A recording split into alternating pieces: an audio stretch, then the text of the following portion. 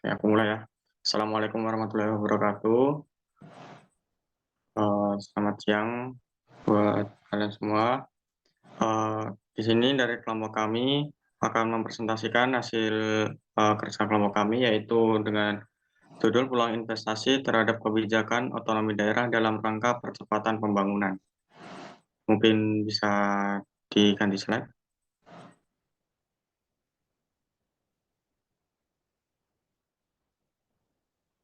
Oke, dan di sini kita ada 6 anggota. Yang pertama ada Doni Yanto, yang kedua ada Yehuda Yusel Milala, yang ketiga ada Muhammad Irfan, yang keempat ada Salisa Danika Pangaribuan, yang kelima saya sendiri Alvin Galiksan Saputro di sini sebagai moderator, yang keenam ada Muhammad Tio Justisia. Bisa lanjut?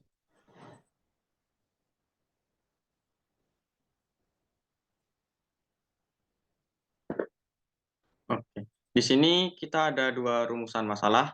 Yang pertama yaitu bagaimana kebijakan investasi setelah berlakunya otonomi daerah, dan yang kedua adalah bagaimana realisasi investasi di daerah setelah diberlakukannya otonomi daerah. Lanjut.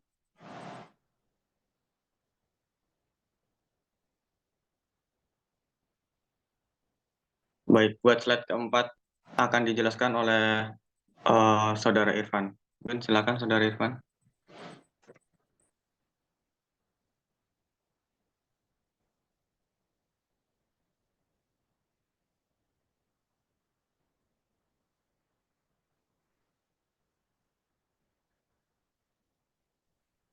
Baik, saya akan menjelaskan tentang pendahuluan, perkembangan dan pertumbuhan investasi di era otonomi daerah merupakan salah satu indikator kemajuan dan pertumbuhan ekonomi di Indonesia. Semenjak berlakunya Undang-Undang Nomor 22 Tahun 1999 tentang pemerintahan daerah dan kemudian diperbarui dengan Undang-Undang Nomor 23 Tahun 2014 tentang pemerintahan daerah, ada sistem pembagian kewenangan dalam mempermudah masuknya investasi. Peluang investasi yang muncul dari kebijakan otonomi daerah adalah adanya potensi pembangunan infrastruktur yang lebih cepat dan efektif di daerah-daerah yang sebelumnya sulit dijangkau atau terabaikan.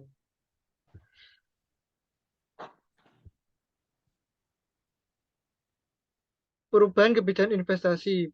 Pemerintah daerah memiliki kewenangan lebih untuk melaksanakan kegiatan dan melaksanakan pembangunan berkat berlakunya UUPD dan Undang-Undang Nomor 25 tahun 1999 tentang perimbangan keuangan antara pemerintah pusat dan pemerintah daerah atau UU PKPPD. Dalam rangka mendukung pelaksanaan otonomi daerah, pemerintah telah mengeluarkan serangkaian kebijakan dalam bidang investasi atau penanaman modal. Kebijakan mengenai investasi dibagi menjadi dua waktu, yaitu pada saat sebelum otonomi daerah dan sesudah otonomi daerah. A. Sebelum otonomi daerah. 1. Perubahan ketentuan kepemilikan saham dan peralihan saham kepada pihak Indonesia. 2. Perubahan ketentuan batas minimum investasi dalam rangka PMA. Selanjutnya akan dijelaskan oleh rekan saya.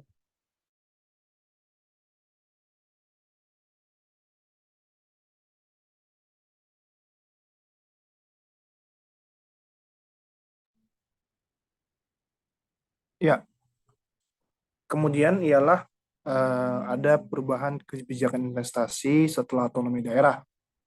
Yang pertama, pelimpahan kewenangan pemberian persetujuan, fasilitas, dan perizinan pelaksanaan kegiatan investasi penanaman modal, baik dalam rangka penanaman modal asing maupun penanaman modal dalam negeri PMDN, kepada gubernur daerah provinsi. Jadi di dalam pelimpahan kewenangan ini diharapkan pemerintah daerah ini memegang peranan penting dalam pembangunan di daerah untuk memenuhi kebutuhan daerahnya tersebut. Maka sudah selayaknya pemerintah pusat itu hanya membuat aturan pokok dan pelaksana serta untuk pengawasnya ialah terletak pada otonomi daerah tersebut. Kemudian yang kedua, terjadi perubahan pada prosedur dan tata cara perizinan investasi, terutama di daerah, diantaranya perubahan prosedur dan tata cara penanaman modal dengan fasilitas PMA atau PMDN.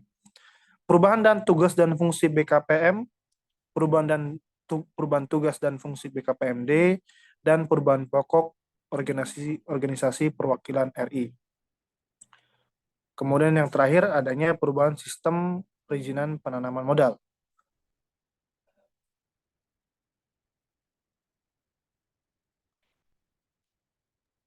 Oke, baik. Selanjutnya mengenai realisasi investasi di daerah setelah diberlakukannya otonomi daerah.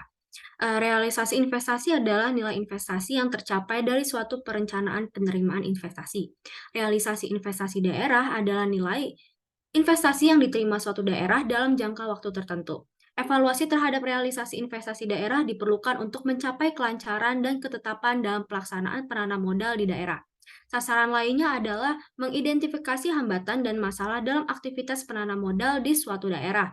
Nah, penanam modal atau nilai investasi yang diterima dari suatu daerah ini korelatif dengan penciptaan iklim iklim usaha yang dibangun oleh suatu daerah. Semakin bagus iklim usaha suatu daerah, maka nilai investasi yang didapatkan juga akan semakin tinggi. Nah, untuk meningkatkan iklim usaha dan penerimaan investasi oleh pemerintah daerah dan pemerintah pusat, maka diundangkan Undang-Undang Nomor 11 Tahun 2020 tentang Cipta Kerja, dan kemudian tanpa mengesampingkan peran otonomi daerah, pemerintah juga mengundangkan Peraturan Pemerintah Nomor 6 Tahun 2021 tentang penyelenggaraan perizinan berusaha di daerah,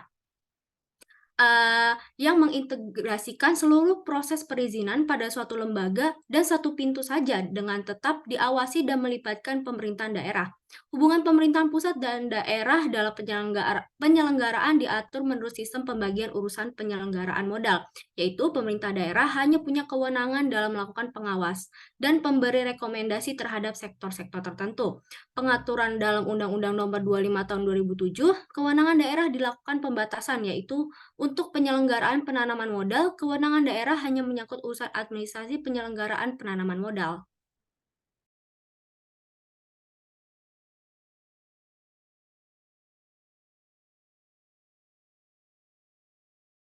Oke, izin melanjutkan dari rekan-rekan saya. Baik, mengenai realisasi investasi di daerah setelah diberlakukannya otonomi daerah itu, salah satu daerah itu, jadi kan tadi sudah dijelaskan oleh Salisa mengenai bagaimana sih peran atau dampak dari beberapa kebijakan khususnya yang berhubungan dengan otonomi daerah itu terhadap realisasi investasi. Nah, di sini saya akan menunjukkan beberapa contoh atau sampel di sini di PPT sudah ada salah satu daerah yang menjadi role model dalam eh, mengintegrasikan otonomi daerah yang baik dan bisa menarik investor itu adalah dari daerah Cilacap, Kabupaten Cilacap, di mana eh, di sana sudah terintegrasi juga sistem OSS dan ada eh, di sana sudah terintegrasi OSS dan penerimaan investasi di sana paling banyak di daerah Jawa Tengah. Kemudian juga yang menjadi contohnya itu adalah eh, kemudian salah satu cara meningkatkan realisasi penerimaan investasi suatu daerah adalah mengintegrasikan apa yang diatur dalam PP penyelenggaraan perizinan berusaha di daerah, yang mana perlu juga mengoptimalkan sistem perizinan berusaha satu pintu dan pengawasan berkala ke pusat. Nah, ini yang kedua ini berkolerasi juga dengan apa yang tadi ditulis di atas itu, bahwa di Cilacap itu telah terintegrasi 42 layanan OSS di daerahnya. Jadi dengan mengintegrasikan apa yang memang sudah diatur dalam PP tersebut, maka penerimaan atau realisasi investasi di Cilacap itu lebih baik daripada beberapa kabupaten atau kota lainnya di Jawa Tengah. Next.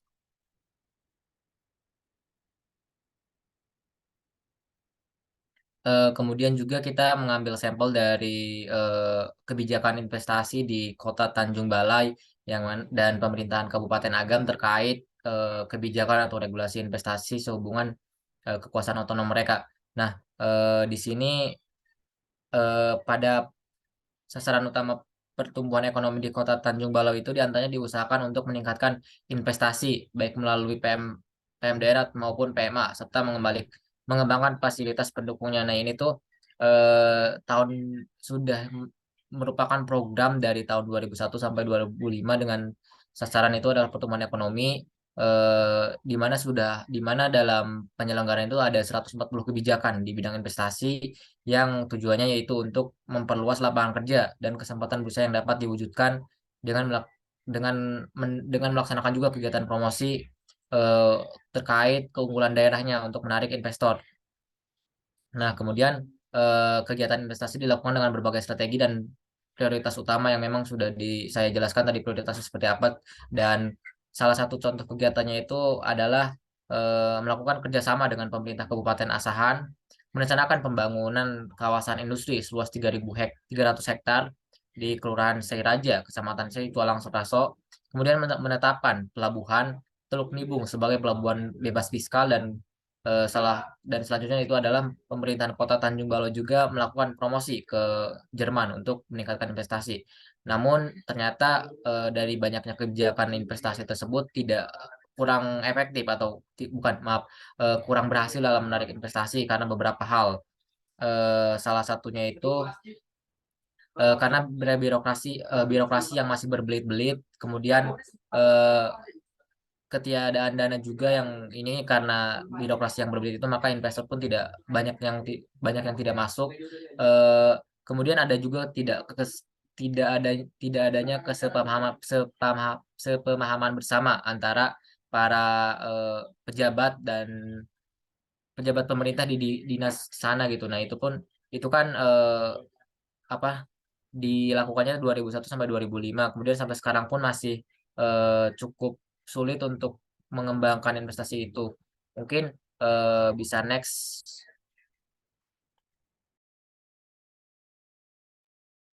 Baik, terima kasih. Setelah tadi melihat implementasi kebijakan pemerintah Kota Tanjung Balai, selanjutnya kita akan melihat bagaimana sih kebijakan implementasi dari pemerintahan Kabupaten Agam terkait investasi.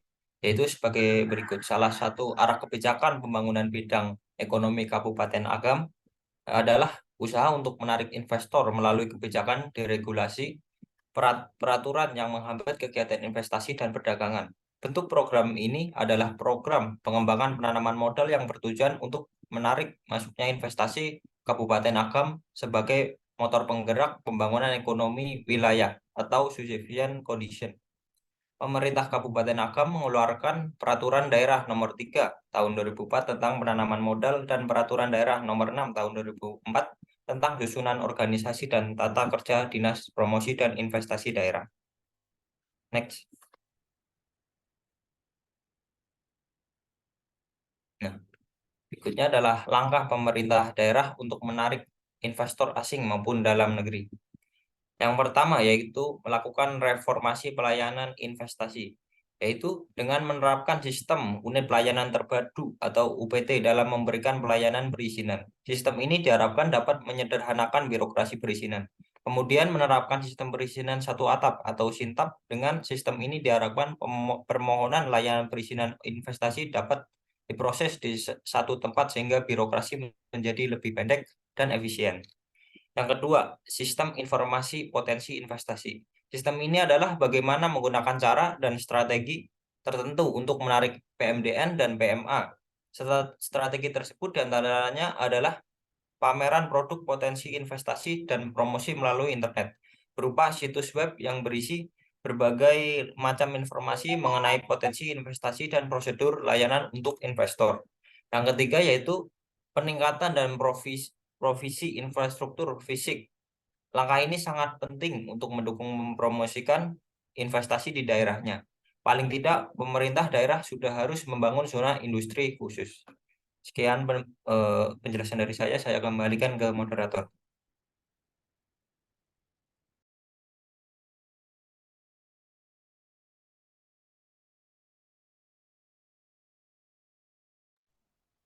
Baik, terima kasih atas presentasinya dari kalian semua. Dan mungkin kalau ada pertanyaan, ini nanti kan di-upload di YouTube, bisa ditanyakan di kolom komentar YouTube.